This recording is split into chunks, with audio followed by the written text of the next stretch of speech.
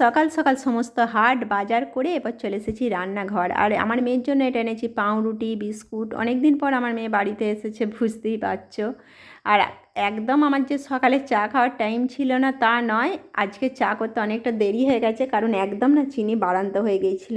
কাল রাত থেকেই আমি কে জানি এরকম কেন হয়েছে, আমার কখনো এরকম হয় না, বলবো কেন তোমাদের। কাল আমার মেয়ে এত খুশি না, বলছে মা দুধের চা খাওয়া মানে প্রচণ্ড ক্ষতিকর, তাতেও তুমি খাও, ভালো হয়েছে, চিনি শেষ হয়ে গেছে, কী করবো বলো, এটাই একটা আমার খারাপ নেশা, ছাড়তে পারি না। দেখো সকালেই চিনি এনে চা খেয়ে তবে মানে বাড়ির সব কাজে লাগবো, এনার্জি আসছে না। আর এই যে কৌটোগুলো দেখতে পাচ্ছ, আমার কিন্তু একটা কৌটোই নয়, একবারে 2 কেজি চিনি এনেছি, এরকম আমার 4-5টা কৌটো আছে। আমি না বাজার থেকে খুঁজে খুঁজে সব একই রকম নিয়ে আসি, যেটা আমার ভালো লাগে। 10 টাকা করে দাম নেয়, বেশি দামও নয়। দেখতে পাচ্ছ এগুলো আমার অনেক বছরের কৌটো। আর যেটা আমার শেষ হয় একবারে ধুয়ে পরিষ্কার পরিপাটি করে তবে তার মধ্যে আমি মাল রাখি।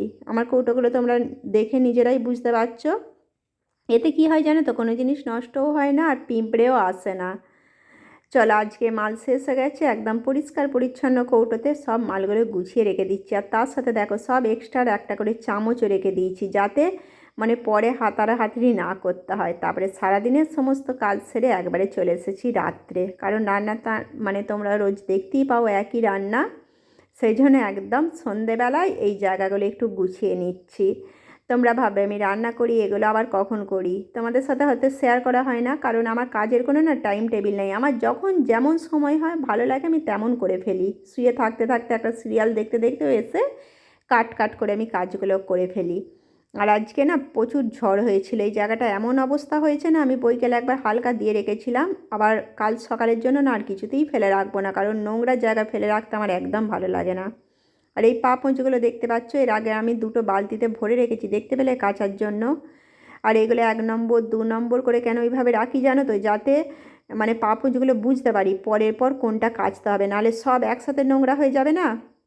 এই দেখো সামনেরগুলো আবার নতুন পাতবো, আর কলতলার দিকে যেগুলো চলে গেছে সেগুলো আবার এর পরের দিনে আবার কাচার জন্য তুলে দেবো। এতে দেখবে আমার এত পা পুঁজ দেখলেও না রোজ আমাকে কিন্তু সব কাচতে হয় না, এই 1 নম্বর 2 নম্বর করে আলাদা আলাদা জায়গায় রাখি। এইভাবে দেখো সামনে যেটা ফাঁকা ওই জায়গাগুলোই নতুন দেবো, আর কলতলার দিকেরগুলো আবার কালকে পাল্টে দেবো। আর সমস্ত আমার বাসনপত্র পরিষ্কার হয়ে গেছে, দেখতে পাচ্ছ সমস্ত ধোয়া, একদম পরিষ্কার পরিপাটি। আর ঝাঁট দেওয়া ডাস্টবিন হাতাটা ঝাঁটাটাও একটু ধুয়ে দিলাম, নোংরা নোংরা হয়েছিল বলে। চলো এরপর জুতোগুলো একদম পরিষ্কার করে ধুয়ে ফেলি, কারণ এটা আমার কলতলার কাজ শেষ। এরপরে আছে আরেকটুখানি কাজ, সেটা তোমরা পরে দেখতে পাবে।